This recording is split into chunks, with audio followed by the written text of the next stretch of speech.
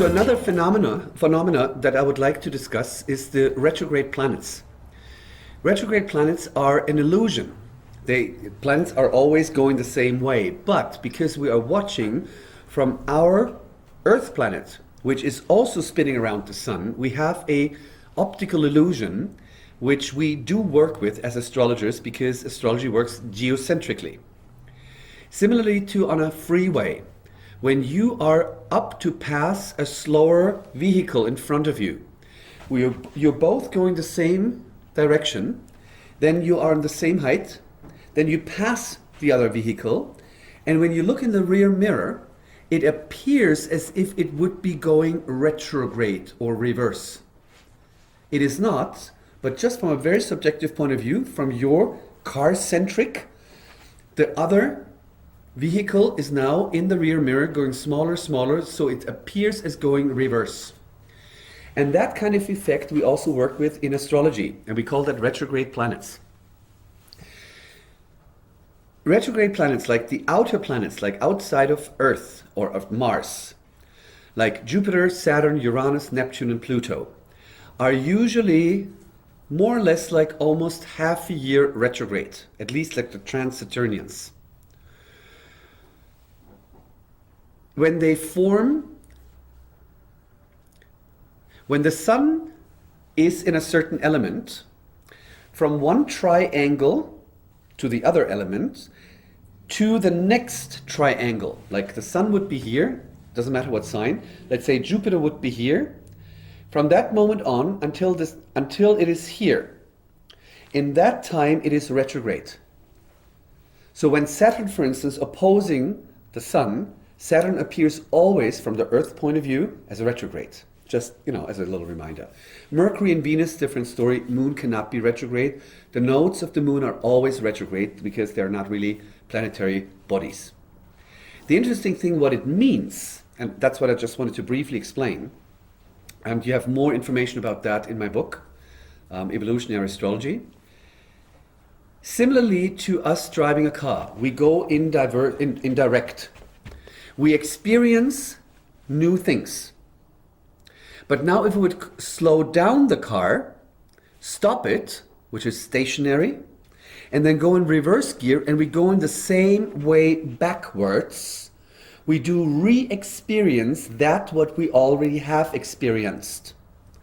So generally speaking, a retrograde planet, like in a natal chart, shows that in this incarnation you are revisiting dynamics from the past. And you do not have the feeling as if you're going forward, but there is whatever kind of necessity might be the reason. There's the reason for you to revisit the past. And my little hideous example would be that when you go forward, you make new experiences. Let's say you want to find a driveway, but you're going too far, you pass it, you stop the car, you go in reverse, you go backwards, to then find the right driveway or exit. So yeah, that's the philosophy behind it. So generally speaking, a retrograde planet, because it's an R, is going reverse, for you to revisit, remember, and most likely rebel. Because after you've gone reverse, you take a different exit than before. Right? It's just a little hint like it with the R. Yeah? So basically, a planet being retrograde is recycling, that's another R word, is recycling experiences from the past. Like in our natal chart, of course, from past life experience. Currently in the sky, for instance, whenever Mercury is retrograde, anything about communication is kind of like off. You await a letter, miscommunication, wrong phone number, all those kind of things. But in the natal chart is really, really important because there's another trick about it, which is more described in my book, but I just want to mention it. I've been mentioning when we were talking about Taurus, that Venus is the lower octave of the higher octave of Neptune. There's a certain thing. So we can say when a personal planet, the personal planets are Mercury, Venus, and Mars because they are close to the Earth. When a personal planet is retrograde, its natural function as Mercury, for instance, does not operate well because it rebels, revisits, recycles. But it is a link to its higher octave, which from Mercury point of view is Jupiter, or some say Uranus. Venus being retrograde is a link to Neptune, and Mars retrograde is a link to Pluto. Just, later when you get deeper into astrology, that gives you more valuable insights. One planet, very interestingly, because we have been covering Capricorn, when Saturn is retrograde. Keep in mind, Saturn as the representative, as the planet of Capricorn, is up to build a solid structure step by step with a well-reflected kind of dynamic. When that Saturn is in a natal chart retrograde, it shows Saturnian principles of law, order, society, responsibility, father, work, profession, career, as experienced in the past, are now revisited in order to recycle and eventually even rebel to at one point take a different exit. And because Saturn doesn't have an higher octave, it goes to the planet further out. So Saturn is a link to Uranus. A Saturn retrograde is a link to Uranus. Uranus retrograde is a link to Neptune. Jupiter retrograde is a link to Saturn.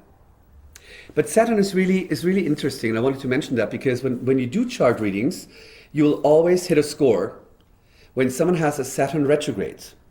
Because what this individual soul is about is it is fed up with outer authorities, especially paper authorities. Those, we say so because I said so, or we do so. So therefore, the soul has the intention, this incarnation, to rebel against outer authorities by revisiting already lived or well-known subconscious dynamics. In order, because Saturn, Capricorn, has something to do with aging, the older the person becomes, to become more of a link to Uranus, an individualized authority of myself.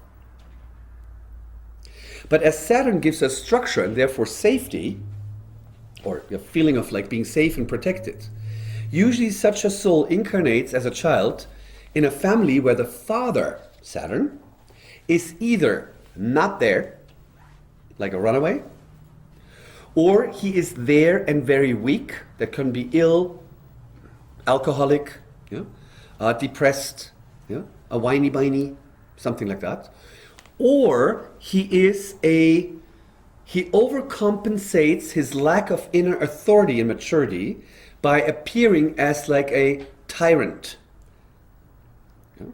But the child does not see that as a natural authority, no matter how threatening it is, and lacks of a sense of structure and safety in childhood, which is quite a suffering for the ego. So in younger years, like let's say end of the teens, beginning of the 20s, they long for father figures or fatherly institutions. Father figure would be that like the girl is now going with a guy, dating a guy who's like 30 years older, or is like a lot of income, or drives a Mercedes-Benz, or has a company. It's just something that represents a status quo structure. But if that girl now would like long for the substitute daddy in the older boyfriend, the moment she would try to lean against his shoulder as a father substitute to get structure, safety, protection, guidance, that one fails. Like a Hollywood facade. It just, So basically, the individual experiences that whenever she looks or it looks outside for outer structure and comfort in terms of Capricornian thing, it is not there. And by that ongoing experiences, it is coming more and more to the point to build its own authority in an individualized way. Because we can say basically, like when a planet goes direct and it makes experiences in the direct version, it is gathering experiences like onion layers. Yeah? Like you put a sweater on, another sweater, another sweater, another sweater. And now in the reverse gear, you're stripping off layer by layer to come to the very essence of your individualized planet.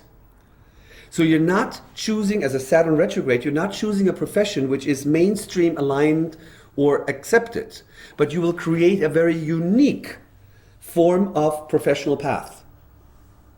The same would be true, let's say a boy doesn't have like a Saturn retrograde and looks for a father figure, and he's either not there or he's weak, or he's a tyrant, which he cannot accept. Then very likely, well, either he looks for an older friend, yeah, or even like a sugar daddy, yeah, or he goes to a company or a form of a business that appears to be very fatherly. Very often like an institution or an institute that works for the state or as a state institute. Yeah? Becoming like, I don't know, like a clerk at court or anything like that. Right? Or policeman, or going to the military. I mean, military is like the, very much the patriarchal thing. But the problem is when this individual with a Saturn retrograde is in such a institute or military or police, he will have a boss who is more likely a paper authority. We do so because I say so. We have always done that like that. These are the trigger sentences. When a Saturn retrograde hears from a supposedly authority, we do that because I say so. We do that because we've always did it like this. Tradition, like Saturn, Capricorn. That's when the inner rebellion is ignited. And it goes like, I'm going to do my own thing. So that's about the Saturn. Jupiter retrograde rebels against beliefs and religion in order to find its own inherent truth.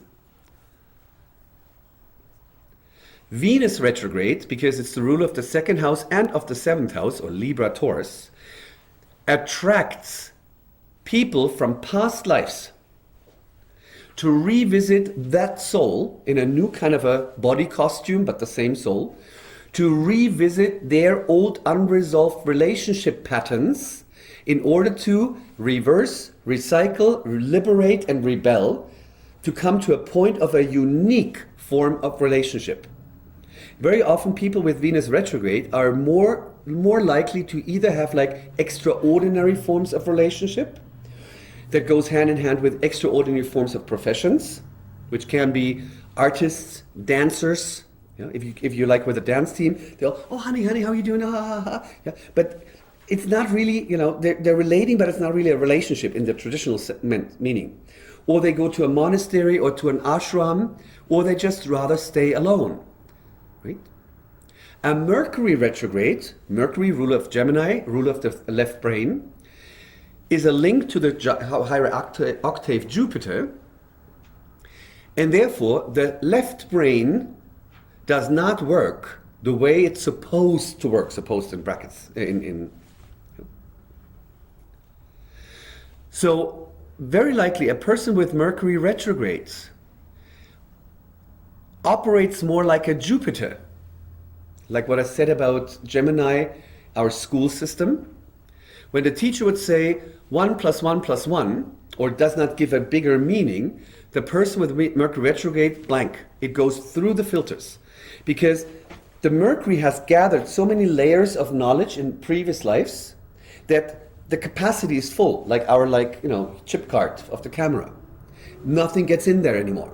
So it is basically going to school to delete unnecessary information from past lives, to have space to, and that's the interesting thing, they usually have more or less like a photographic mind.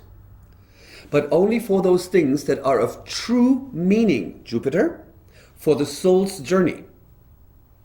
So it could be that they're in physics, genius, but in a language, nada, right? That is just because the Mercury filters everything out that is not what is needed. Then of course there can be Uranus retrograde, Neptune retrograde, or Pluto, but read that in the book. I just wanted to give you a little hint about the retrograde planets in a chart. So that was it. Free your mind. Remember times without time. Free.